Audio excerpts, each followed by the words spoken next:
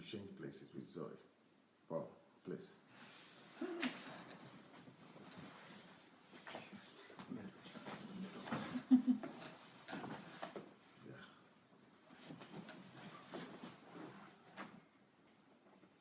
Hello everyone, Sunday Adelaja here. Sharis Ngoya, welcome. Good evening. I'm going from one program to the other quite fast, huh?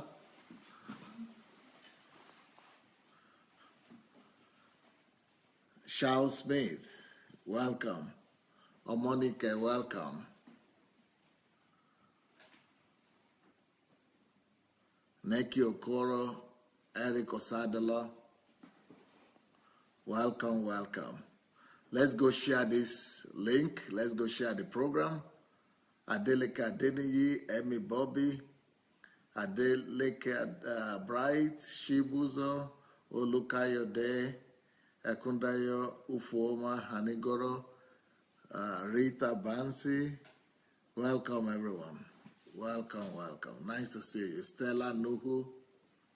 Nice to see all of you. Ide Upward, Niyo Lushala, Bidemi. Welcome, welcome. We're going to have a session today. TY, welcome. Abing Vincent, nice to see all of you. Theophilus, Jide Craig. Well, let's go and share the link. Once you have shared the link, we will be ready to start the program with the children. Like I promised you, I'm here with all my children today. Shigo, welcome. Kennedy Festus. All the kids are here today, and Rumpa, welcome. Emmy, Deborah Cole, welcome. Well, let me tell the kids to introduce themselves, and you go ahead and write your questions. If you have some questions or you have some questions as we are discussing, you can go ahead and ask those questions, but you'll be having the opportunity to glean into our family, and our family life and how the children grew up, and maybe some things you would like to know about them that other people might not, that you might not be able to know otherwise. So they will introduce. Hello, everyone. Who starts? Hey, I can start. Okay, please. My name is Perez.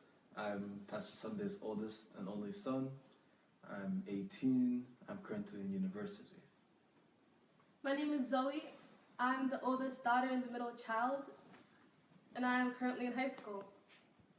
My name is Pearl. I am the youngest child, and I am 13 years old, and I am also in high school. Okay, so well, people here are from different countries, from America, from Germany, from England, Belgium, Nigeria, and Canada, just everywhere, Australia, New Zealand, and they want to know. I've been talking to them about upbringing, children upbringing, and value systems and things like that. What will you say about your family? What will you say about your family? Let's start. What will you say about your family? Well, I can start. About my family, I'd say that we're not like most of the families. We're all very goal-orientated. You have to speak louder, I guess. Oh, okay. Because you are so far from me, so you can, or you might want to move forward when you are talking. You can sit the way you are sitting, but when you are talking, then you move forward. Yeah, so as I was saying, that I think our family is not similar to most families. First of all, we are Africans living in a very in a country that's full of white people. So right away, we already knew that we were different, at least in that aspect. And then the fact that our parents were both huge pastors, that they always had lots of people relying on them, that they were always busy. We as kids, we knew right away that we were special, that we weren't just like any other family. And in our family, as I was mentioned earlier, that we are very goal-orientated, that we know why we're here on this earth, we know what we're doing, we know where we're heading, we know, and this is all because our parents have given us that value system from when we were born, when we were growing up, that they didn't leave the education purely to the schools, but whenever they had time with us at home, they would try to impart their knowledge into us. And because of that, just our family is very unique and very spectacular. Okay, Zoe, what will you say about the family? Like Paris here said, we pastors' kids, we knew how to compose ourselves and to behave because we knew that there were people looking up to our family. So we always had that, and we always tried to be and do our best. And like he also said, we are black people living in a country that is mostly predominant with white people, and that taught us right away that we are not what people say we are. We are who we know we are. We are who God says we are. Yeah, talk. Just look here when you're talking. We are who God says we are, and we are who we're taught we are, and not what people around us say we are, or not what they say, or not what they think of us. Doesn't matter. So we're not easily affected by other people's opinions. And every evening when we were younger, our father would sit us down and teach us morals. We'd read a whole page, a whole website page, a whole article about a moral, and Dad would explain everything, every paragraph, every sentence, answer our questions, and then after that, we would tell Dad what we learned personally and how we could apply it to our lives. We also attended a few retreats so we could learn more about... Retreat, like you mean HMT? That's what the foreigners call it, HMT, right? HMT. And we also attended youth retreats where we learned how to be diligent, and we were put under a lot of work, but it was very interesting to learn and very helpful for our lives. Okay, what will you say, Pro, about your family? Well, I think that I was very blessed to be born into this family, and Louder. I think that I was very blessed to be born into this family, and that you can feel this every day, that we've been able to go to an amazing church and go to a Christian school and everything, but also our parents, despite the fact that they have lots of stress in their jobs, they pay lots of attention to us and teach us many things, and I think that my parents have really helped with my walk with Christ. There's lots of questions I've had in life, lots of doubts, but we can always talk to our parents and resolve them. And I think it's really important how our parents would often urge us to ask questions. And since our parents are those who teach many people, even when we're not directly talking to them, we can still come to an HMT or to a service and listen to what things God can say through them. So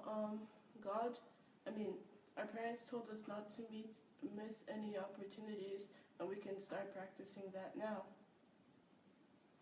Okay, so how is your day like? Who wants to talk about that? How is your day like? Not every day. Yeah, I can talk about it. When I was in high school, I had a much more like scheduled day rather than I am. No, we're talking of when you were in school, when you were young. All right, so when I was young, of course, we'd wake up at around 6:30, get ready for school. Then we'd have our school process from 8:30 to 3. And then after that, we'd usually have a sports practice to attend, either swimming or basketball or soccer for me, or we would have a musical instrument class to attend where it was piano mostly. So after that, after all those lessons, we'd only get home around 6, 7, we'd eat, and then we'd start getting... So that means you leave home, you wake up from 6 o'clock in the morning. From 6 o'clock in the morning till 7 o'clock in the evening, 7 o'clock in the evening, you are busy in school and other extracurricular activity. Yes. Okay, so you have a busy schedule on daily basis. Yes, after school we had something. It'd be almost a non-regular occurrence that if we get to go home straight away after school, because maybe even if we don't have an extracurricular, we'd go to church to spend it with our parents, see what they were doing. So every day after school, we'd be doing something. So we'd be out of the house around 12 hours, 13 hours every day. no, about 10 hours every day being out of the house, either in school or either in any physical activity or musical activity. So we were always learning. Our parents tried for us to learn how to interact with the world in many different aspects, not only through education, but through music and sports as well. And then after that, we'd come home, we'd eat, then we'd go straight to homework. And this would be around what time in the evening? Yeah, we'd get home around 6:30, 7, eat for maybe half an hour. So we'd start homework around 7:30, 8. And our parents always taught us to work before you play.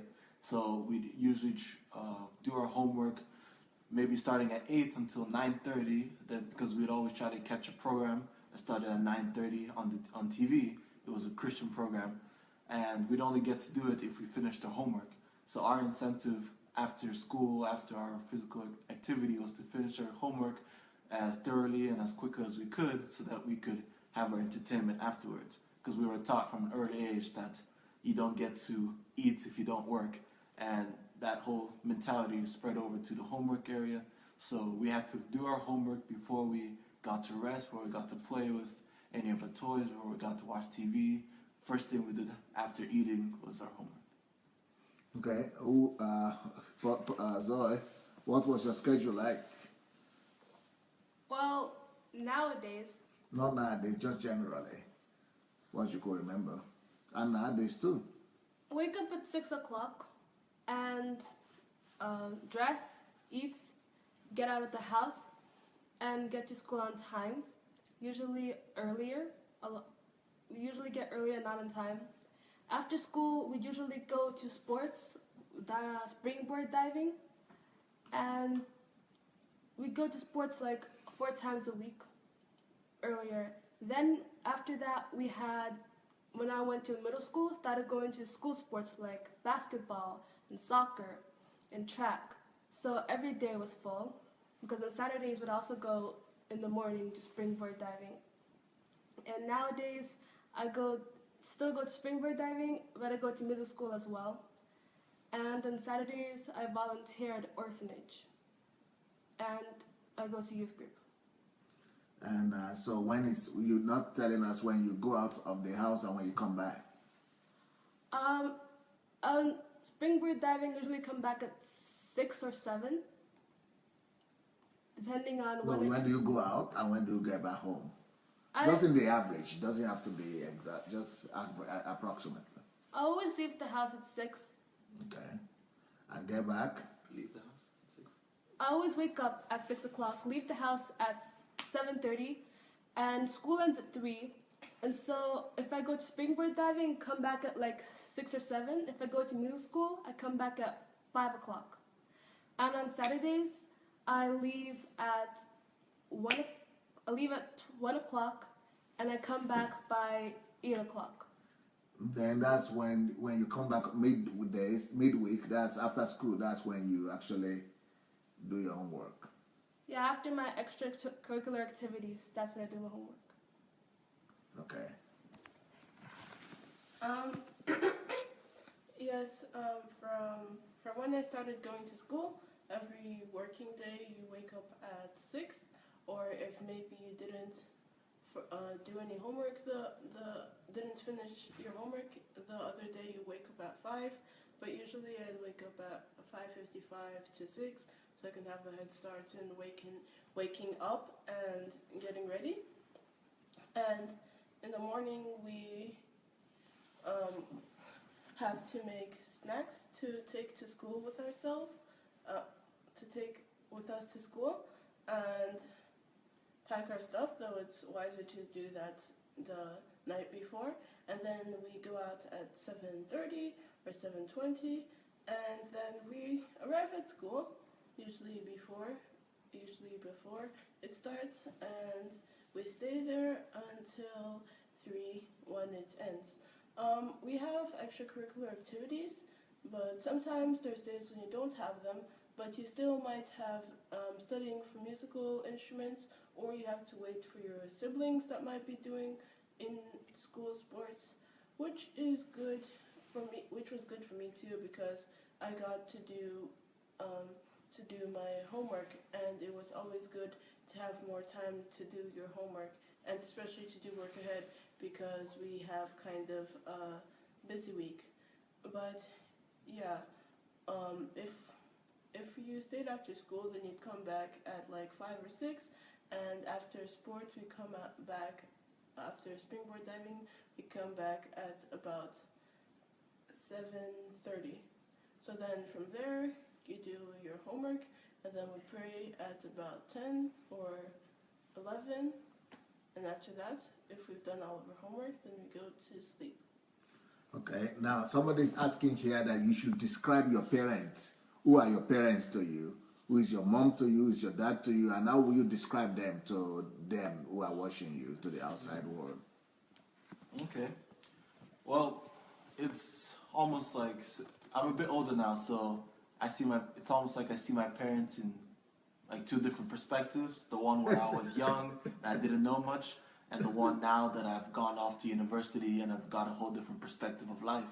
So when I was still at home with my parents all the time, my parents seemed more just like normal parents, that they would always be taking care of us, they'd be providing us with food, they'd be disciplining us, and like as a kid you wouldn't really understand like why are my parents so special? Why are so many people like why do they love our parents so much?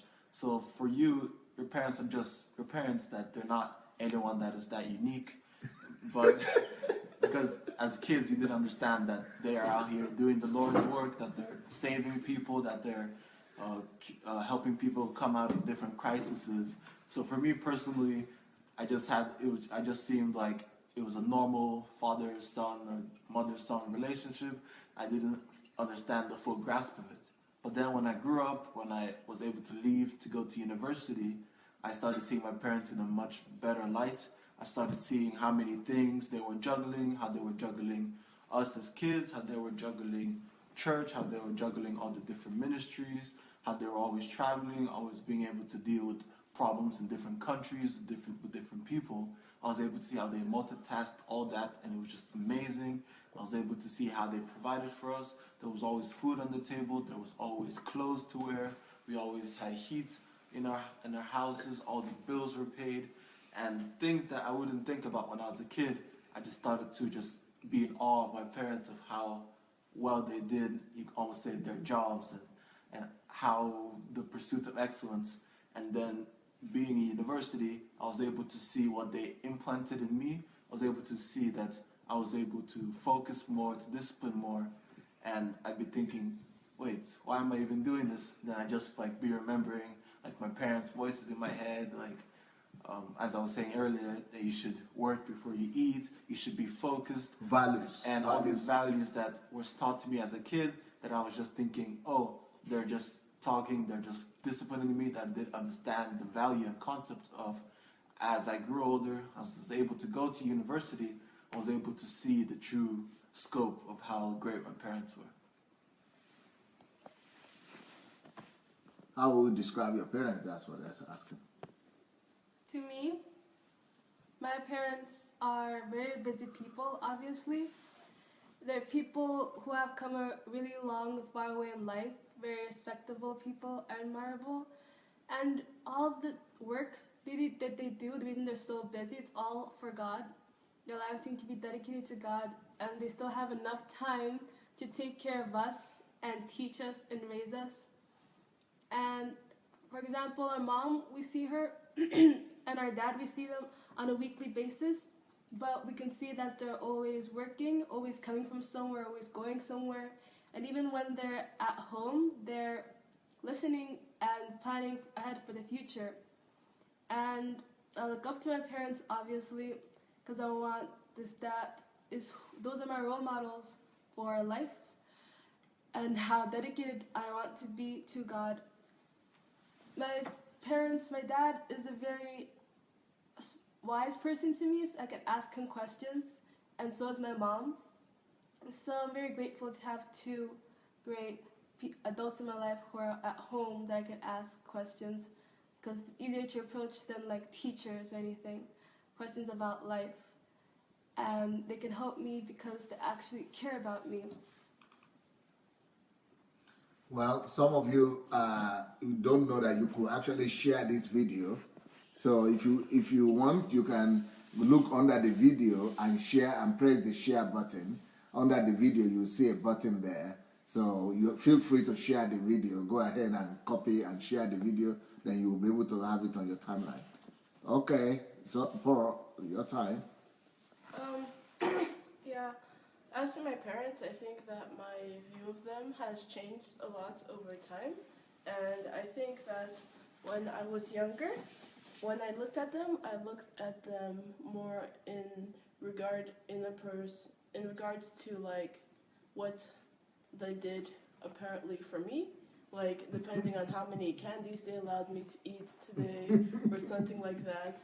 I think that I took lots of things for granted, like about how they would always feed me and how they would always go through so much trouble to clothe me, and for that they had to provide for this big house, and I would just be like glad that they allowed me to eat a second plate of borscht or something.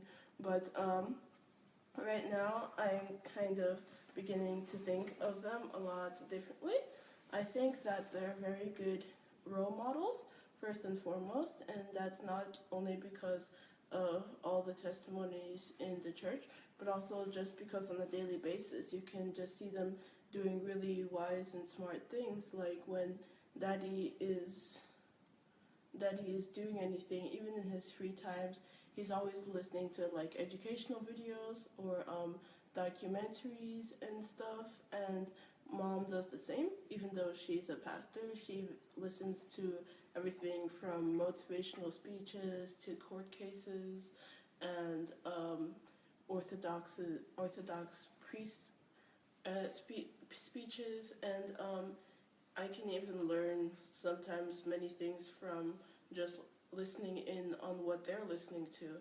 So I think that it's a very wise thing to do, to even in your free time self-educate yourself. And I know that they've come a really long way, and it was really hard, and I am very grateful to them for all that they've done. And I also think that because of all the things that they've taught us, that gives me a lot of motivation to do my best, because it's a lot easy to be lazier and just to.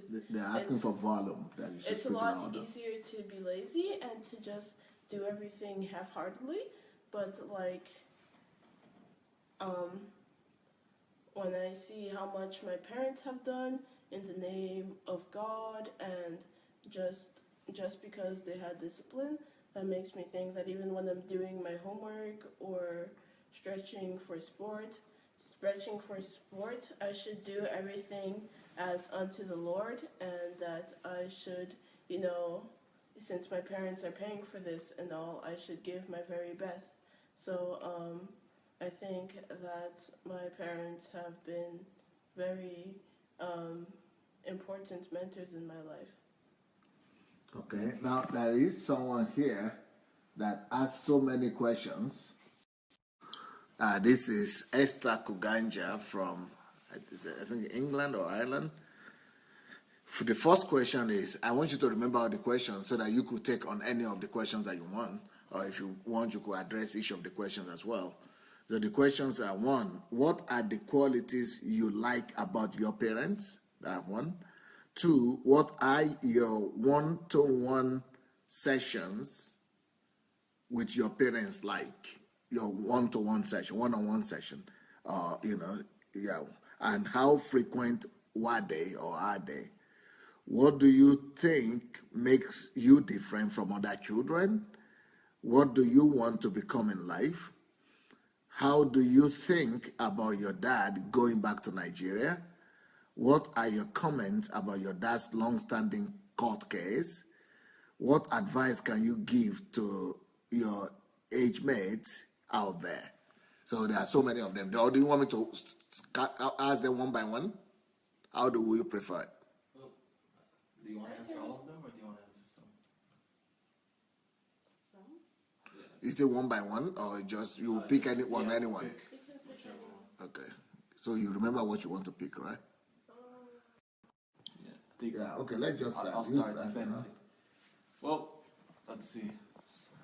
Starting with the first question about which qualities I love most in my parents.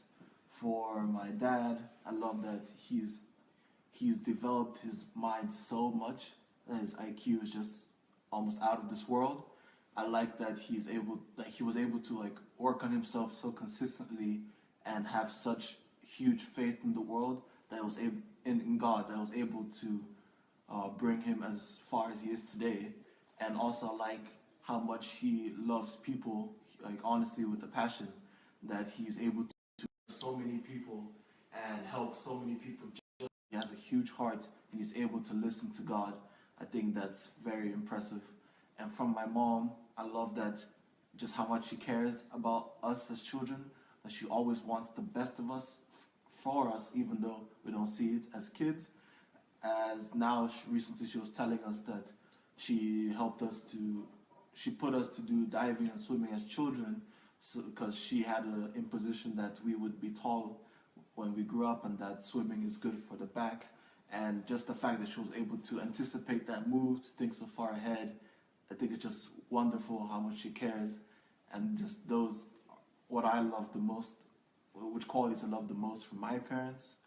A different question was about what I think about my dad going to Nigeria. I actually think I almost think it's inevitable, because Nigeria is always on his heart, it's always on his mind. And even though us as children, we haven't been to Nigeria too much, I haven't been there personally since 2010, and I almost don't feel that connection as much as my dad does as to his homeland. So I think it's just like almost fate that my dad has to return to Nigeria with his goals, that he has to go back, he has to make it a better place, because if Nigeria was able to produce at least one person like my dad, there definitely has to be a lot more people like him out there. They're just waiting to be rescued, almost just waiting for an opportunity. And I'm just very glad that my dad will be able to, by God's grace, to go there and be able to help these people.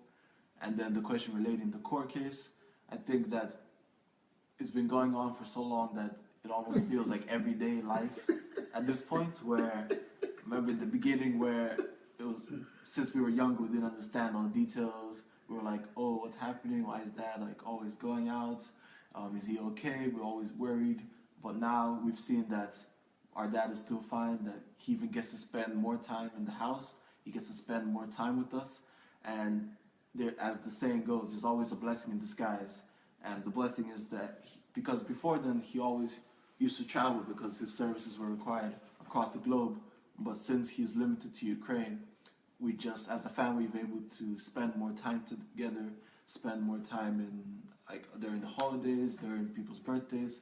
And so people may think it's awful that, oh, our dad is in a court case, that we don't get to see him, but actually it's almost opposite. We get to see him much more. And by God's grace, this court case will end soon, that dad will be able to go back to Nigeria, where he can say he belongs, and he'll be able to continue fulfilling the Lord's work. Okay, about my one-on-one sessions with my parents. With my dad, usually whenever I see him, I ask him questions about... No, that's not the one. They're talking about one-on-one session when we were doing when we were doing the values development session. In the evenings, like after we had time to do our homework most of the time, he'd call us all three of us, to sit next to him, around him, and he'd pull up a website where they teach a moral, a lesson, a whole article about it. Value systems. Value systems. And he'd use different websites also. And they always coincided. And we'd read the article together, like paragraph by paragraph usually. And after we finished reading the article, Dad asked us if, like, what we understood, what we said, and we'd tell him. And then if we didn't get something correct, like, or didn't get the right point, he'd explain to us, and he'd make us say it again until we understood it and until we got it right. And we had to say what we got from the article and what we got for ourselves personally, and how we could apply it to our everyday lives. We had to give examples also. And that would happen on weekdays and on weekends. And it went on for a few years. And we'd have them like every week. Any other question you want to address? It could be the same thing that. Or Yeah. should you say the questions again? You could still come back to it. Let's Paul say what she wants to say first. So about the traits of my parents that I like the most. About Daddy, I like how he's gregarious and outgoing. I really like that in people, and I think it's a good example. And I think it's really helped him in his ministry. And I like how he's easy to talk to and cheerful and understanding. And also I like how he's firm in his belief, and like he has a passion for God, and but even despite that, he doesn't let his emotions like dictate all of his actions. And even though he has so much on his hands, he always thinks everything out and always relies on God. And I also like how he isn't like scared to admit his own faults. He isn't like prideful or anything. He's open to discussion and always open to improve and to learn. And that would just like not be what you expect from a public figure and such a renowned pastor like Daddy, but he really puts others before himself, and he really is focused on getting closer to God, and I think he is really a great example. And I like Mom because she is very responsible. She is good at organizing things, and that's not something that I'm good at, and so I think she's a very good example.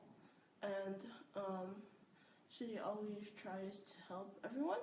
She like encourages us to ask questions, and I think that's a very good thing to do.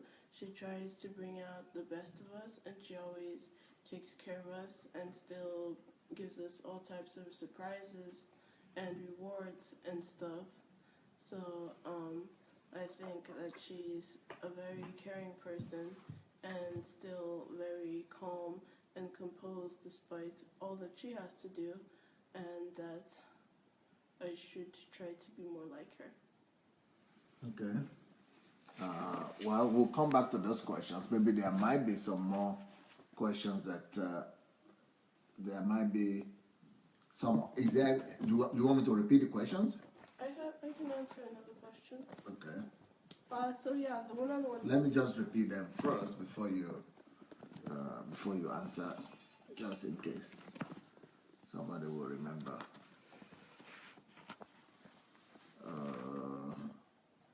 It says, what are the qualities you like about your parents? How was the one-on-one session? One-on-one session. That is it. The value session. What do you think makes you different from other children? What do you want to become in life? How do you think about your dad going to Nigeria? What are your comments about your dad's court case? What advice will you give to your mates out there? So about the one-on-one sessions. Louder, because people don't hear. About the one-on-one sessions, it's like my brother and sister said that Daddy would call us to sit down with him, whether it would be in the VIP room or in his room or the living room.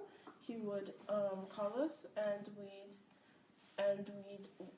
read an article online, or maybe something that he wrote. Or maybe it's video. Yeah, I'll talk about that too. And I think, and we'd read it, and and each person would read a paragraph, and we'd discuss it. And I think and each one of them was about a very distinct topic, and it would be really fleshed out, and they were very educational. And one that we discussed was like about the state of the world, like the ideology. The article called it a whatever world, because people started to, because before everyone was like looking for something. When Paul went to evangelize to people, they were already looking for the truth, and when they saw what he could do, then they were like, oh, we found it. But then later, after people decided that God was definitely not real and just tried to explain everything through science, then people kind of lost that. And when everything couldn't be explained through science, and people were able to become more and more comfortable, everybody just began to say whatever, and it became a whatever world. And I think we can really see this reflected in our world, because like so many people live and they don't even think of living for a purpose. They just think of living for the spur of the moment, just to be hedonistic, or maybe just to be stoic, just to live and to die. And that's just what they think that they had the fortune of being born for. And that article like really impacted me, and I'm very grateful that we were able to cover that.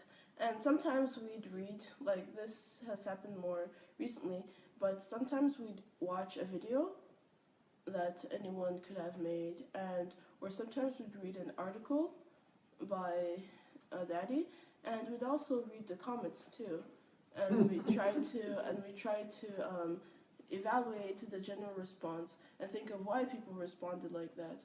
We talk about if we agreed with Dad and if we disagreed, though like we almost always agreed, and like the points that Daddy made, which was really good to understand what was being said in the article. Like I remember one video we watched where a man was just having what I could only call a meltdown. He was just screaming about how Africa was such a horrible place and the meltdown, and then he would say, what, you say Egypt is a successful country? But no, Egypt is not Africa. And he would just be repeating these things. And so we had a very good discussion about that, even though it was just a person being emotional, in my opinion, and not directing his emotions to the right thing.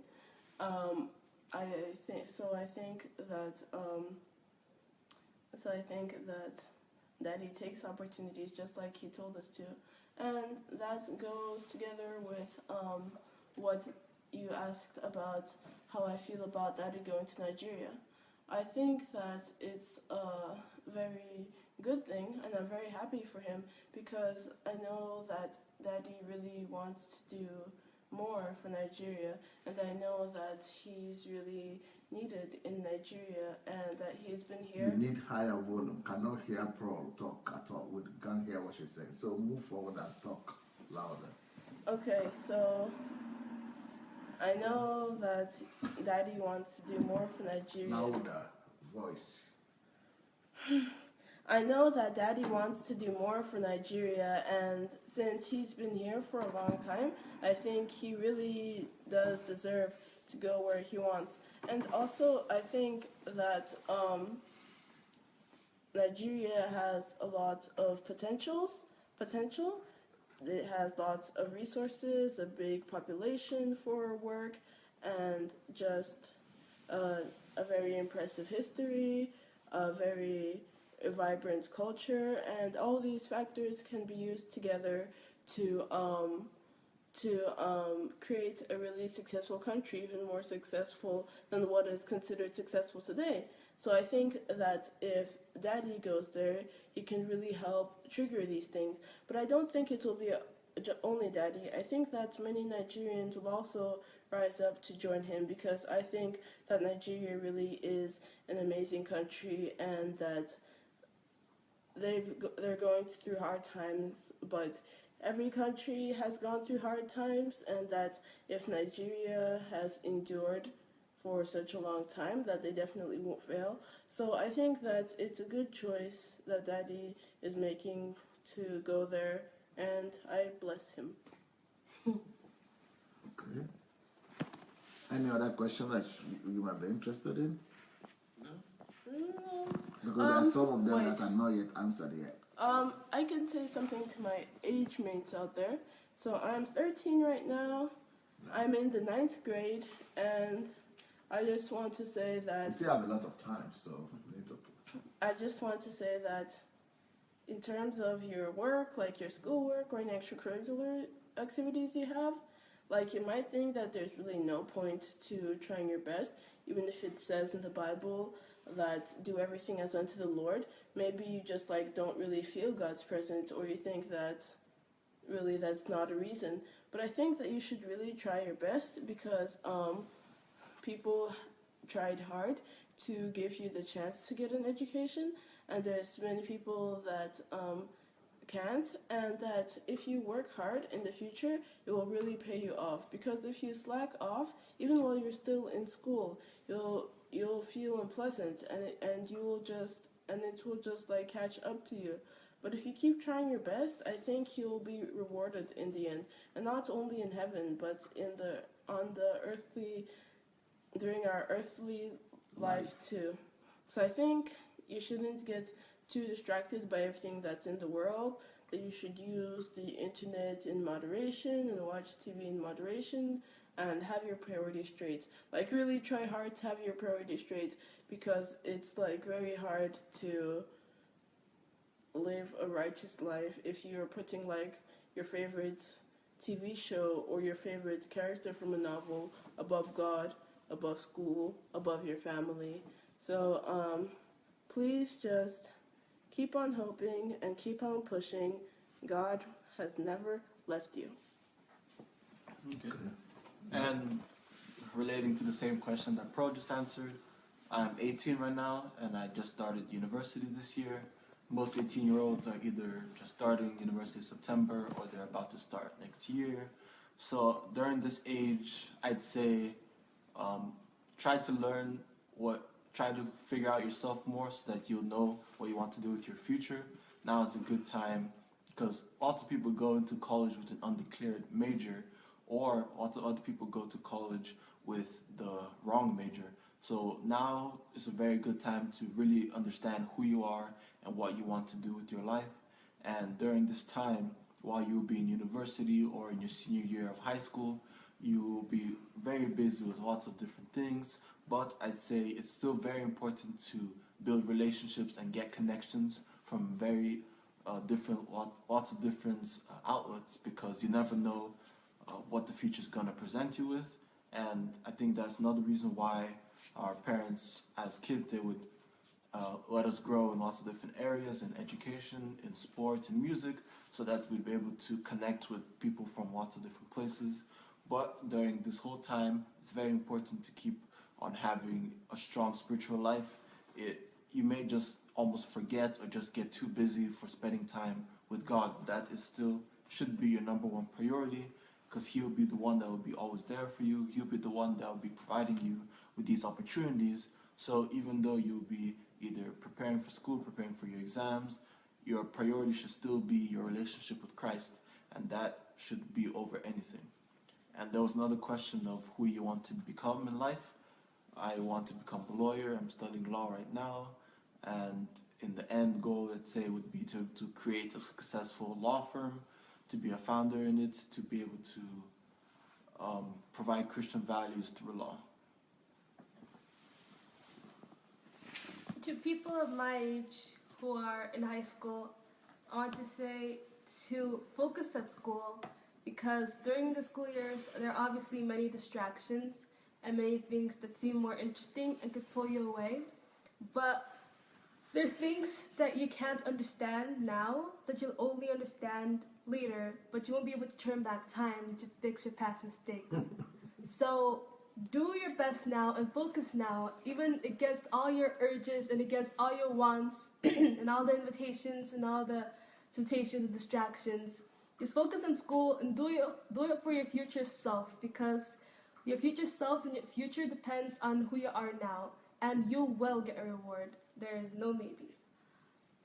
And keep your relationship with God strong now, and don't keep putting it off till later, because God, you don't know how long you're going to stay in this world, and God put you here to fulfill His purpose, His mission. And the only reason you're alive is because of Him, and you owe your whole life to Him. So keep Him first in all things. What do you want to become? They're asking. What do you want to become? What do you want to do with your life? I want to become a singer, and if I can, I want to become an actress. And I want to study psychology. Okay, is there a purpose in that? Not just a profession. Why?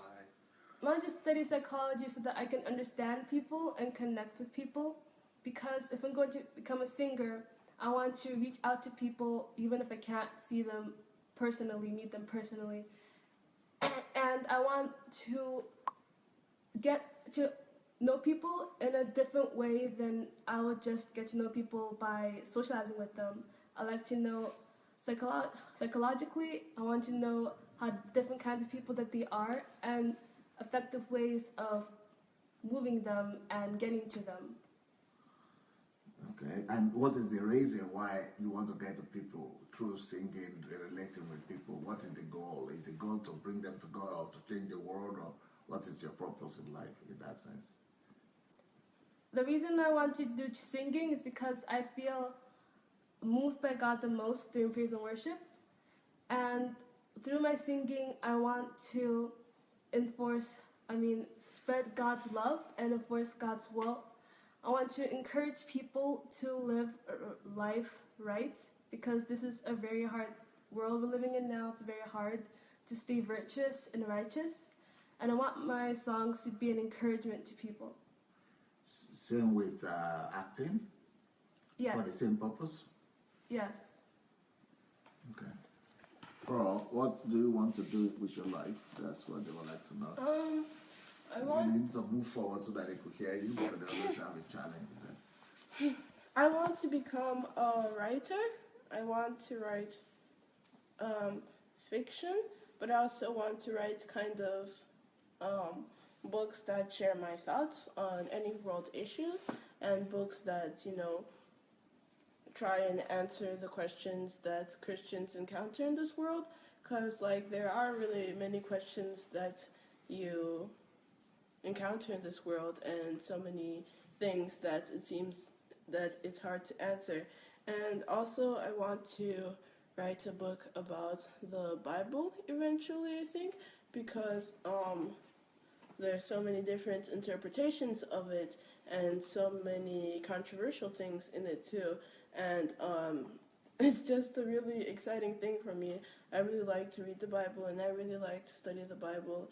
I think it's just amazing how much God can tell you through just one little verse. And I also just want to kind of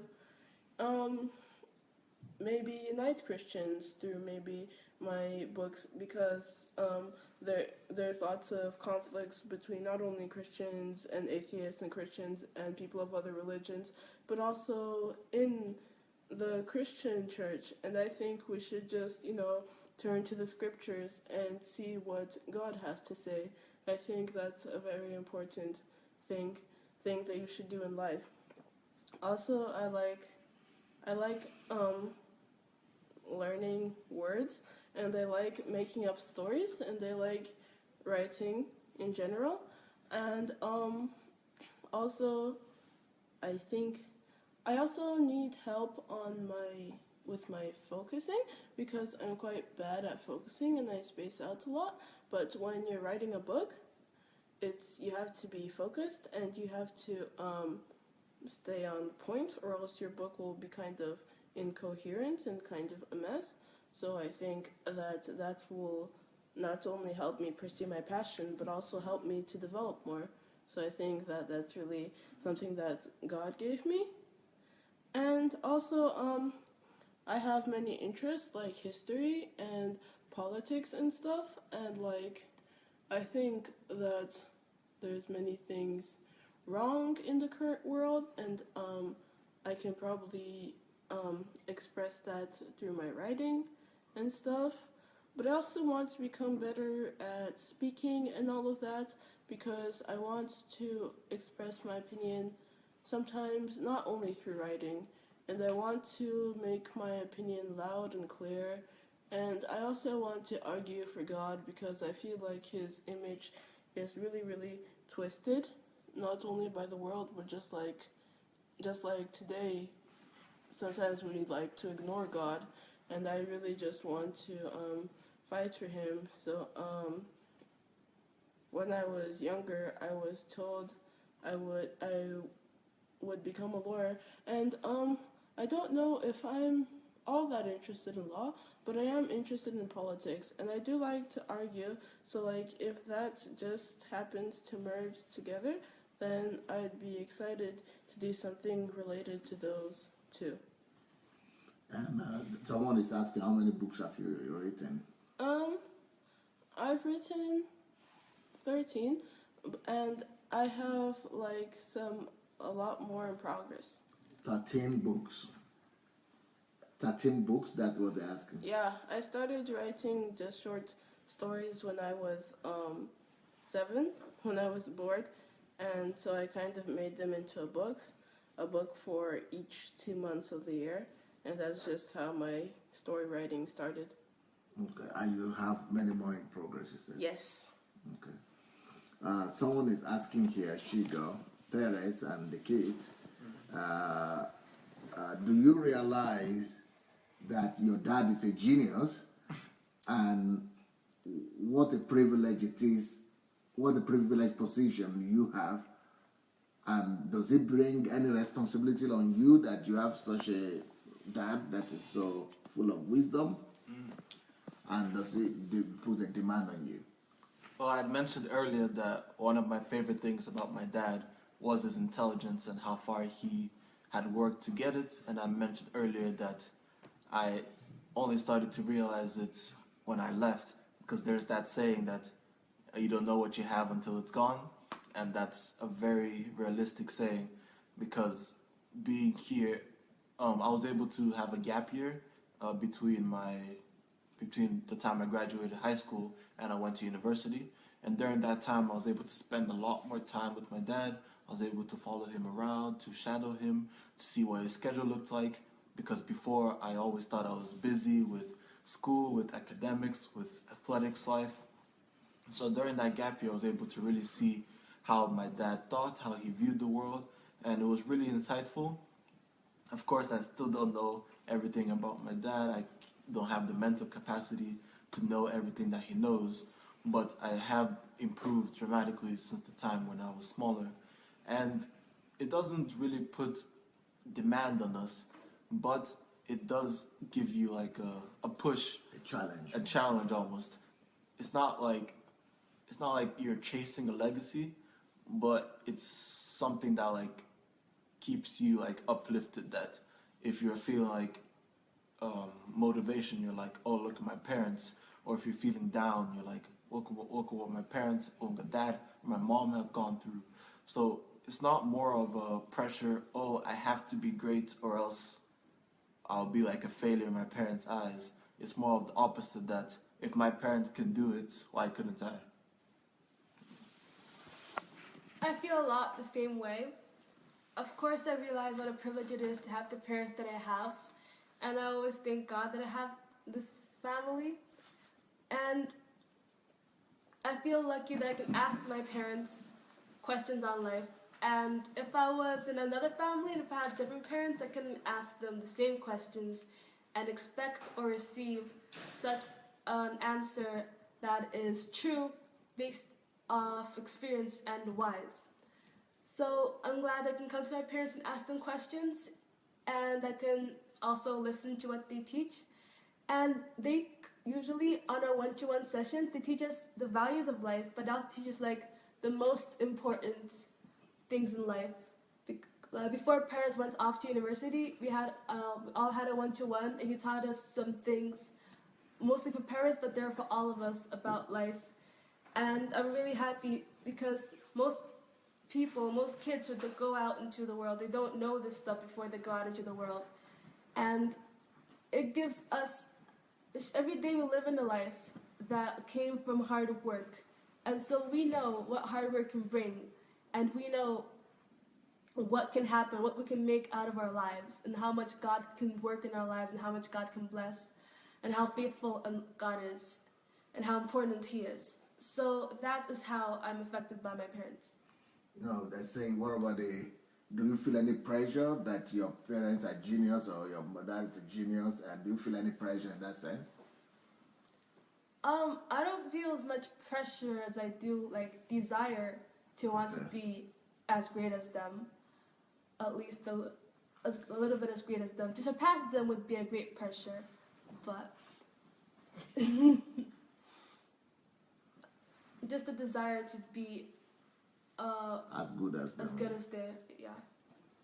Okay. Well,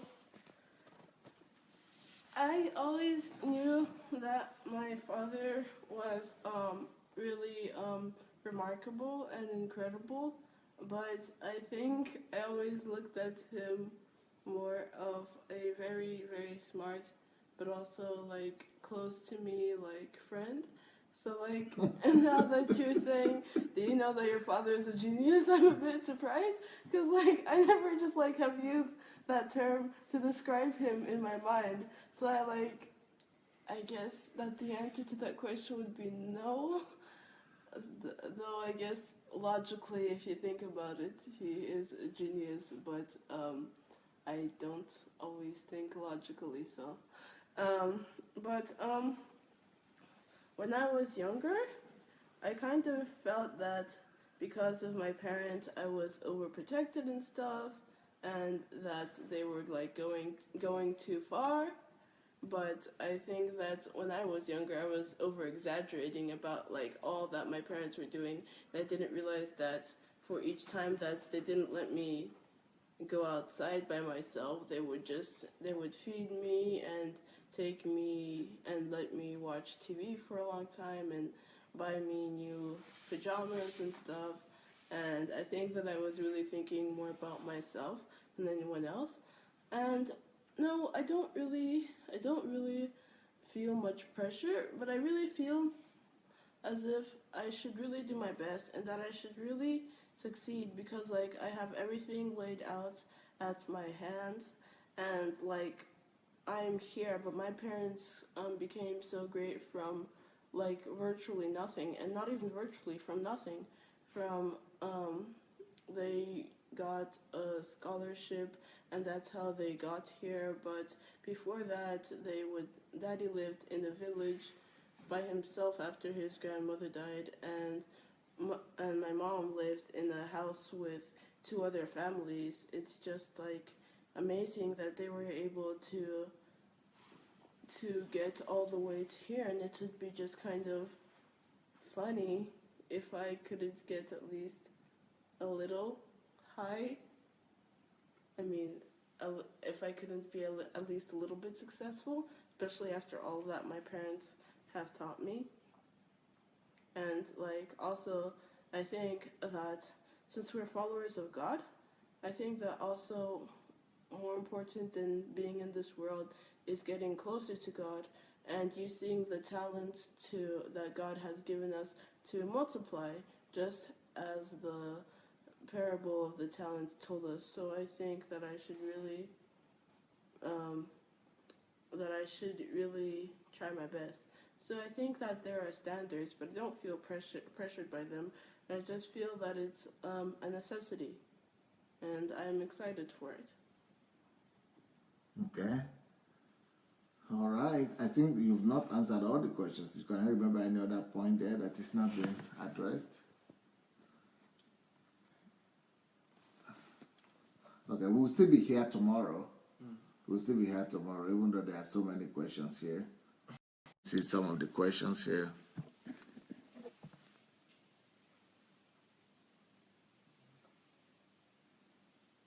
So some of these people say their children are washing with them. Hello. Yeah. I'd like children. I'd like to, if I became a political activist, for example, I'd like to volunteer. Wait, yeah. I like working with children, so cool. Sorry? If you I become like political activist. I like working with children, so that's cool. Like if I became a political activist too, I would love to help lots of children in lots of different countries because children are our future, and they're cute. Okay. Anything you want to share meanwhile while I'm looking for the questions they are writing? Anything that Any one of you.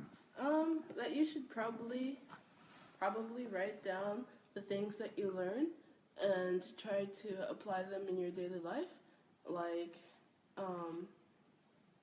if we bring up any good points here, then you should write them down and try and read them over so that you don't forget about them. And like when you're planning something, I think like sometimes it's hard to make schedules to the very minute, but you should probably write down what you want to do, and that will make it easier to remember and easier to prioritize because you'll know it's important and you'll be able to check them off your to-do list, and that's fun to do. And I think that you should study the Bible, and I think that it sounds boring, but it's actually really great. So you should like read the scripture or the verse or just the whole book maybe, and you should see what you can observe on it just by reading it. What is strange about it? Does anything repeat? And what why was it written? When was it written? And what's the context of it? And then you should try to interpret. You can use the Bible commentary, Bible Gateway, and Bible.org and BibleHub.com are just great sites, and we're really blessed to have them. And they'll really help you interpret things, even when in the Old Testament, like when it gets like really gruesome and it sounds contradictory to like the 10 Commandments that say not to kill. Like there's really good explanations, and it will really get to the gears of your mind spinning. And then you should try to apply it. So you should like wherever it says, "You, my brothers, do this." Try to put "I" and try to put "I" and try to put "I," and then you'll see that being a Christian isn't really as easy as singing songs sometimes. But you have to get closer to God too. And like especially if you write it down, it will help and inspire you and give you a sense of direction in life. So I think it's a really good idea. Yeah, there's questions here from the people here. How your dad corrected you, and how do your parents correct you or punish you, and how did you respond to the punishment from your parents? Well, as kids, the classic punishment was just a spanking, where just for disciplinary reasons.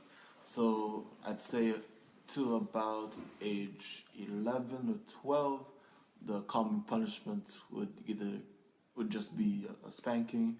After that, when we'd be more older, we'd understand like why what we were doing is wrong and why. It'd be either just being talked to, scolded, or being grounded. So like no television for a week, no like games for a week, no sports for a week. And then I'd say the punishments would end maybe around when I was maybe 16, 17, when I was already old enough to just not need to be punished. So it'd be just like if I did something wrong, I'd just be talked to, be scolded, but no like physical punishments. And as when I was younger, the spankings, when I was younger, they didn't get to me as much as the groundings did, at least me personally. Those were more effective, I believe, just because I was older. I understood like what I was missing, because as a kid, you don't know as much as you do when you're older. So the groundings, they were more effective. That's where, like, especially since it was during the rebellious stage of being a teenager, so those were the most difficult to cope with. But in the end, I was able to deal with them. I was able to learn from them. And yeah. Yeah, I want to use this opportunity to tell people who are watching that you should feel free to share the video. the share button is under the video. So please go ahead under the video and press the share button. So feel free to share the message. And I also want to remind you that tomorrow evening at the same time, we'll be back a little bit earlier tomorrow evening. We'll be back, all of us, and answering your questions as well. So we'll be with you tomorrow evening as well. So, like Paris said, it gets spanked when we're younger and sent to the corner. And I didn't understand them at all when I was younger. I didn't understand the purpose. I mean, they told us it was so that we won't do it again, but I didn't understand how it was supposed to work. And later, as I started thinking and growing more, I started to understand. But during my teenage years, I'm still a teenager, so during my early teenage years, during my preteen years, adolescence, I started understanding and appreciating punishments, because if I had a problem that I was doing something wrong, then my parents would punish me, but they would actually take whatever the steps they needed to take to help me through the problem, to help me stop doing the sin and stop doing this wrong thing. And I was grateful to them for helping me to become better, because I couldn't do it alone if I kept on doing the same sin, so I obviously needed assistance. And so with the punishments, the parents helped me to stop and change my ways. And that's why I appreciate punishments now. okay. The punishment that we usually get from our parents, like when we were younger, we got spankings, and we'd also stand on our knees and put our hands in the air for an extended amount of time, so like your limbs would get sore. And yeah, when I was younger, I had a very, very, very, very negative response to these punishments. I would think that my parents were extremely strict, and I'd get really, really angry at them, and that's caused some problems later. But like at some point, I kind of understood. Like I kind of switched over from that to kind of understanding why I was getting punished, because I think that being punished here by our parents is a lot better than suffering in hell. And and like really, if I'm punished now, then I really don't lose anything. Like, okay, maybe my hands or my bottom hurts a bit, but like you brought this upon yourself first of all. And like I think that sometimes or our parents like scolded us even when they wouldn't have like evidence of if we did something wrong, or like if they they misunderstood it. But like then later they started asking us if like are we too strict, and if we ever like done anything that was unfair or unreasonable. And like recently we started talking more, and like sometimes like recently, more than punishing you, they like sit you down and talk to you like why this is wrong, and why you're like disrespecting them with and disrespecting God with your disobedience and all of that. And that just makes things a lot clearer. And so like my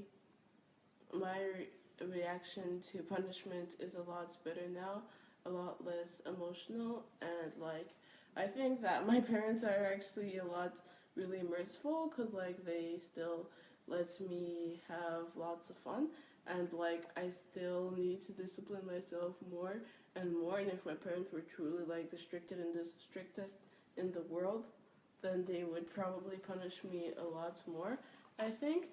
So I'm grateful to them, and I'm grateful to God for giving me such perceptive parents.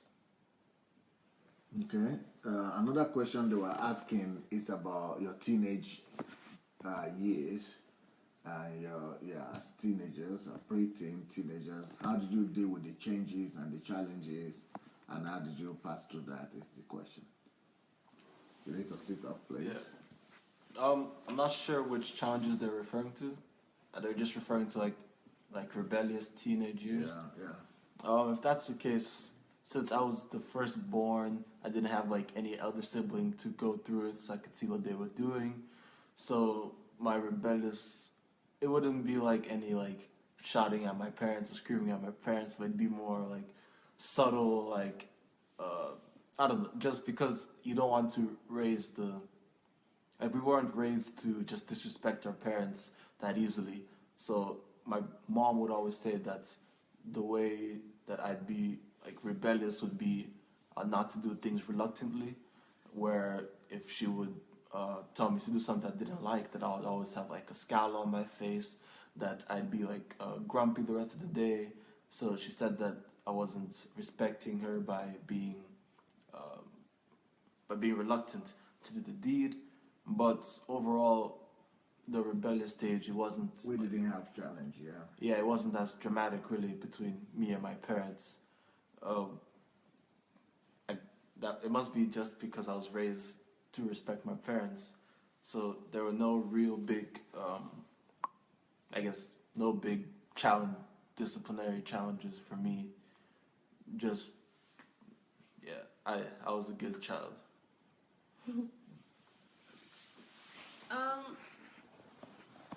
Well, I don't think I had too much of a change towards the way I act towards people. It was mostly like inner changes, inner challenges, because everything that I've learned has been like challenged.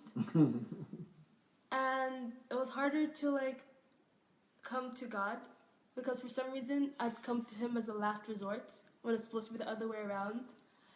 And every time I'd come to him, things would be better and easier, but I'd always try to figure things out on myself, because that's the way it always has been, and I could like figure things out. Things weren't as hard. But I had to come to God for most things, and I had to come to other people for help. And usually, like I said, I do things alone.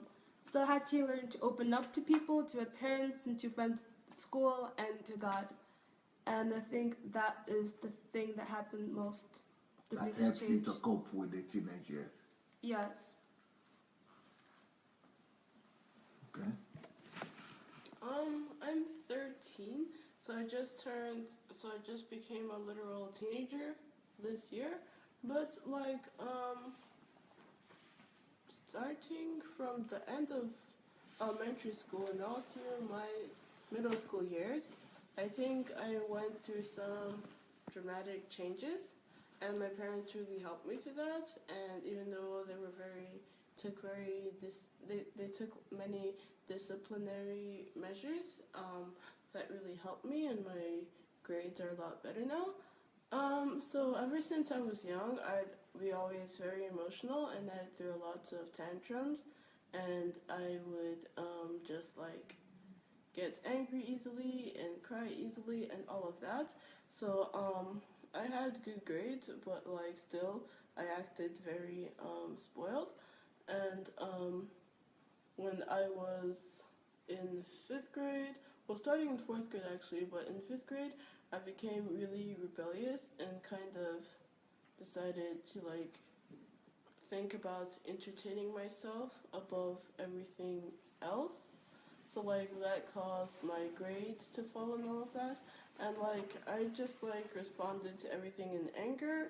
I like wouldn't like try to learn and stuff. I'd just be like, I hate school and all of that. So my parents would punish me, but my parents, especially my mom, they'd also work with me. They'd help me to understand the things I didn't understand, even though I really didn't ask them to. My mom would really help me, would try hard to tutor me on math, and she still does. And the results of that are really showing. I got a really good grade on my math exam, which is something I really didn't expect. And so I was very self-centered, I think, and my priorities were just very messed up, and I kind of forgot about God, I think. But and like I really just like if I had any ability to focus, then I just tore that to shreds then. But I think that even that experience, even though I made lots and lots of mistakes, that kind of has helped me to mature and become closer to my parents and to God, and I want to continue in this way, in this on this path. So yeah. Okay. All right. Well. Again, I want to say that we are going to be back tomorrow. I want to say to everyone that we are going to be back tomorrow. And I'm going to go through all your questions, of course, tonight. I'm going to get all of them together. I'm going to get them together. So any one of them that we've not answered, we'll try to answer them tomorrow. So you might want to invite your friends tomorrow, or you want to send this video to other people. You might want to send this video to other people and invite them to come for tomorrow night. But tomorrow morning, I will be here again. But before we go, I think I will just ask one more question. The people, a lot of people here are asking about Africa. Since your parents want to go, or your dad want to go to Africa, do you ever feel like going back there with them, or would you like to go with them, or you've not thought about it, or what are you thinking about it? Well, for me, I've already started my path for my own future, so I'm not like, it's not as if I'm living in the same house as my parents right now. So I wouldn't be, if my dad was to leave to Nigeria tomorrow, I wouldn't be living in Nigeria. I'd still be where I am in my university. Okay. I'd still be where I am in my university. But as I mentioned earlier, that I don't have the same connection to Nigeria as my parents do, or I haven't lived there for long, only for a year. I've only visited a couple of times, so I don't really have many ties with Nigeria. That it seems more like a place to visit than a place to live. So I don't know about if I'd move there. I don't know. My future is open ended, so I can't say right now that I'll never go to Nigeria. But I'm sure that if my parents do live there, that I'll definitely be visiting. But I don't know if I'm gonna live there. That's up to God to decide. Okay. Yeah, I'm in my junior year, only have 1.5 years to go to finish school. So I'd probably choose to finish school here and then I'd go to university. And like Paris said, I think I'd want to stay and finish school here because I've only lived in Nigeria for a year and I only have a grandparents and my parents' families there. And I don't have that much of a connection, the same connection that my parents have to Nigeria. But I'd love to visit a lot of times, as much as I can, after I finish school and I get into a university. Okay. I would like, for the time being, to stay here. Like, I'd like to finish high school here, now that I've started it here. And when I go to university, I'll probably go to aim for a good university abroad, but probably not in Nigeria. So like, and I don't think I'll be going to Nigeria to live anytime soon. But like, I'd still like to go and visit it later in my life, and maybe when I grow up, I'll have a profession that will take me to Nigeria too, because I know that I should probably do something else besides being a writer, because that isn't a stable income, and I'm hoping that it will be something that I can help a lot of people with, and that I can be a globetrotter with. So like, if that happens, then I'd really like to visit Nigeria and do all that I can for Nigeria, because I think I hold Nigeria in high regards, and I think that it's a lot greater and has a lot more potential than lots of people think that It does, and I think that, and I really sympathize with the people there because, like, they've had a harsh history in general, and even now they have to deal with terrorism and corruption in the government. So I just would like to help them any way that I can. Okay. Would you like me to some of the comments, or you will read them yourselves? I think you have to read them yourselves, right? Yeah. Okay. Yeah, I think you have to read them yourself so that you know what people are thinking, and so that when you come tomorrow, you will know how to get yourself better equipped. And I think most people, they like Pearl, I think because she is talking more than everybody else. Thank you. Yeah, because you are outgoing, you are sharing your... I love you too because I love you. And the Bible I was says to not love showing. everyone. I was not showing you when you said. What did you say? I love you too because I love people in general, and the Bible says to love everyone. So I love you, everyone. So I love you guys too. Yes. Okay. What do you tell them as we go back? I will say bye bye today. Odabo. But well, that's to only not the Nigerians there. Yeah, good night. I hope we've No, been able- let the Pearl finish first.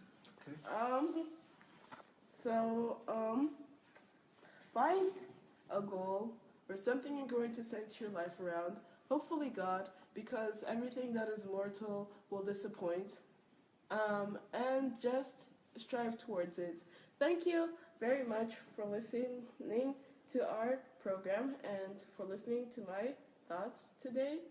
And please have a good evening or morning or day wherever you might be watching from. Thank you. Okay. Yes, and we just thank you greatly that you've been able to listen to us. We hope that we provided you with both some good entertainment and some useful wisdom. We hope that our lives will be able to be emulated, but not just emulated, but even taken better to greater heights. And we just hope that we've been able to help you and influence you at least a little way. So hope you have a good rest of the day and have a good one. I hope we have been of service to you in answer to your questions. Stay tuned for tomorrow. We'll answer more of your questions. And thank you for watching. Share this video with your friends.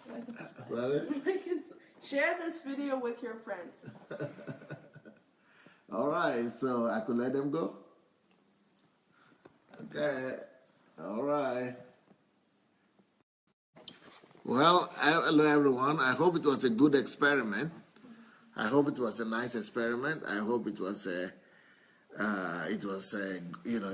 good thing for you to hear them and to share this experience with them and to get to know my children more officially. I'm sure I actually have a video. With every one of them. So if you had started watching me in May, back in May, and May and April or May or June, there were some videos that I did with Pro, Zoe, and Perez. So you could, if you want to hear any one of them more, go to the old videos in the YouTube or Facebook. You'll be able to see the reviews that I did with Perez and with Zoe and with Pearl. So you can hear them more, but no problem. Tomorrow is close. We'll be back tomorrow to share more, of our experience. I will take my time and get all your questions together, and you too could get all your questions together. So in case you want to, you might remember some questions that you want to ask. So think about them tonight. So you have a whole day tomorrow to get your thoughts together. Just like Esther Kuganja did, she got 7 questions together. So it means she thought about it. So she prepared her questions. So it would be good if you could prepare your questions as well and get them ready so that when we start tomorrow, you could just ask them and the kids will be able to answer all those questions. All right. Thank you so very much for your time. And we'll see you tomorrow morning. Go ahead and share the link and the video. God bless. Bye.